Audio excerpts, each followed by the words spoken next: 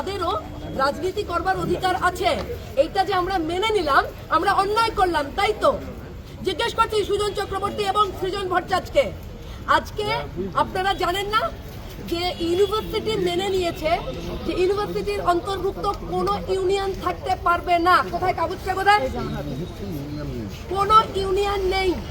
আমি কাগজটা দেখাচ্ছি, কোনো ইউনিয়ন নেই। আমাকে ওই ছবিগুলো দিতে হবে। তারপরেও কি করে জিবি ডাকা হয়েছে? কে ডেকেছে জিবি? আমি সৃজন ভট্টাচার্যকে জিজ্ঞেস করছি, কে ডেকেছে জিবি? কারা ডেকেছে জিবি? হ্যাঁ, দেশ বিরোধী স্লোগান, দেশ বিরোধী স্লোগান, ইন্ডিয়ান আর্মি রেপ আস। হ্যাঁ, একথা বলবার সাহস কারা দেখাচ্ছে? টুকরে টুকরে গ্যাং যারা যারা এখানে এসে अफजल तेरे साथ रहेंगे, हाँ, এই ধরনের কথা যারা বলে দেশ কো টুকরে করেंगे ইনশাআল্লাহ, ইনশাআল্লাহ। কি মনে করছেন যাদবপুরটাকে? কি মনে করছেন আপনারা এই ইউনিভার্সিটিটাকে নকশাল এবং দেশ বিরোধী শক্তি, মাওয়িস্ট এবং এদের দিয়ে আপনারা ভর্তি করে রাখবেন? ভেবেছেন এটা? কোথাও চলবে না, এটা বলে রাখলাম। যাদবপুরে তো নই। আপনারা জানেন না যে 352টা বুথে একটা বুথ জিতেছে সিপিএম? তাই জ্বালা লাগছে না? জ্বালা লাগছে আপনাদের?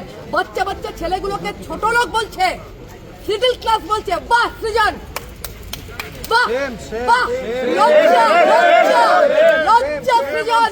আপনাদের সমস্ত লোক মিডল ক্লাস বলছে, আমাদের ছেলেদের ধাক্কা দিয়ে ফেলে দিচ্ছে, ছোট লোক বলছে।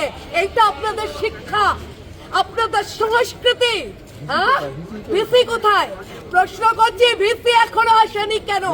আমাদের ছেলেরা ইললিগাল রেজিস্টার কোথায়? কোথায় সেলিম বক্স মন্ডল কোথায়? কেন আসছে না এখানে? আসতে হবে এখানে। এবং আমি সৃজন ভট্টাচার্যকে বলছি, অলিভ দাস, রহমান মল্লিক, অনির্বাণ, সাগ্নিক সরকার, এদেরকে যদি 1 ঘন্টার মধ্যে যাদবপুর থানায় সারেন্ডার না করান, সৃজন আপনাকে বললাম আমি কিন্তু যেখানে লুকিয়ে আছে সেখান থেকে টেনে বার করব। সারা রাত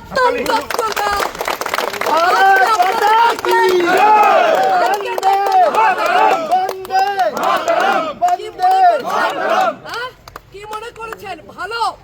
আমরা ভালোর পথে চাইলাম, সেটা আপনাদের সহ্য হলো না, না সেটা আপনাদের সহ্য হলো না। চিরবির করছে গা আপনাদের, যতক্ষণ না যাদবপুরকে অস্থির করা যায়। সকলের সুস্থ থাকার একমাত্র ঠিকানা কাঁচরাপাড়া পলিক্লিনিক বা নাইট অ্যাঞ্জেল নার্সিং হোম। কেনাকাটার একমাত্র ঠিকানা আগমনী বাসন্তী।